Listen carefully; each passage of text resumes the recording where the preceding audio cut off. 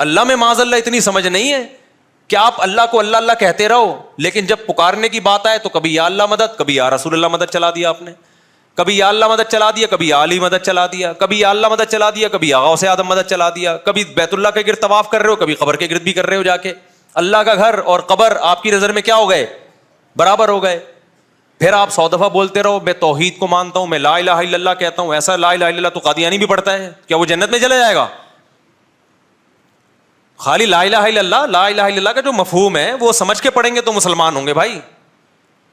ابو جہل کو مطلب پتا تھا لا الہ الا اللہ کا، اس لیے اس نے نہیں پڑھا. ابو جہل آج کے دور میں ہوتا کہتا ہے یار یہ تو ان کے یہاں تو 20 مطلب ہے لا الہ الا اللہ کے، مجھے کیا پتا تھا یہ والا مطلب بھی نکل سکتا ہے، تو وہ پڑھ لیتا. وہ اس کو پتا تھا بھائی جو محمد صلی اللہ علیہ وسلم کا جو مطلب ہے نا لا الہ الا اللہ والا، وہ مطلب اس سے میرے نظریات کے دھجیے اڑ جائیں گے، اس لیے وہ نہیں آخری دم تک نہیں پڑھا اس نے.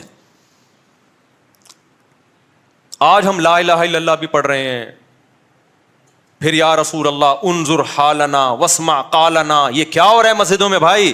وَأَنَّ الْمَسَاجِدَ لِلَّهِ، مسجدیں اللہ کا گھر ہیں. فَلَا تَدْعُوا مَعَ اللَّهِ أَحَدًا، اللہ کے ساتھ کسی اور کو مت پکارو. کمال کی بات ہے یہ آیت بیچ میں لکھی ہوگی، دائیں طرف یا اللہ مدد اور بائیں طرف یا رسول اللہ مدد. اللہ کہہ رہے سجدہ گاہیں اللہ کے لیے ہیں، اللہ کے ساتھ کسی کو مت پکارو. آپ کہتے ہیں اللہ اس آیت کے دائیں اور بائیں میں ہم تیرے ساتھ کسی اور کو بھی پکاریں گے.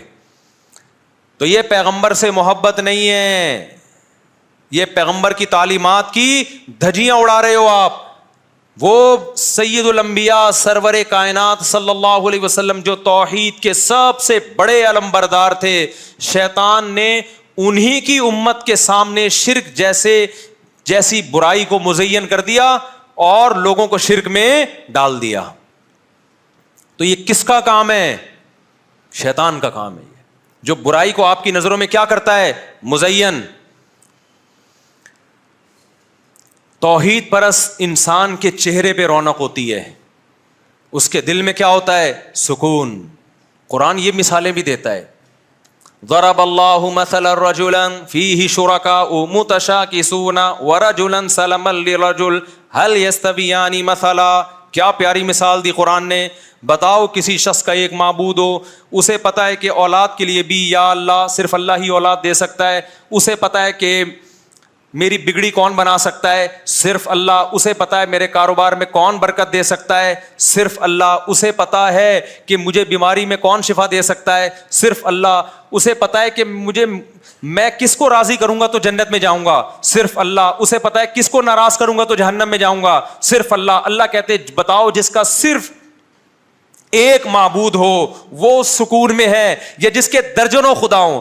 کبھی اس روحانی ڈرامے باز کے پاس جا رہا ہے کہ اولاد اس پھونکوں والی سرکار سے ملے گی مجھے، کبھی جا رہا ہے اس قبر کے پاس کہ مجھے جن چڑیل بھوت وہاں سے بھاگیں گے میرے، کبھی جا رہا ہے کہ میری بھاگی بھی بیوی کو وہ عامل پکڑ کے لائے گا، کبھی جا رہا ہے اس بت کے پاس، ہندوؤں کے پاس کہ بھائی اس مندر میں جاؤں گا اور یہ کروں گا تو پھر جو ہے نا میرا کاروبار بحال ہو جائے گا. وہ تو ویسے ڈپریشن سے مر جائے گا آدمی. ہمارے سارے مسائل کون حل کرتا ہے؟ میں نے آج تک کبھی تعویذ گلے میں نہیں ڈالا الحمدللہ، اور میری ٹینشن ہے آپ سے 4 گنا زیادہ ہیں.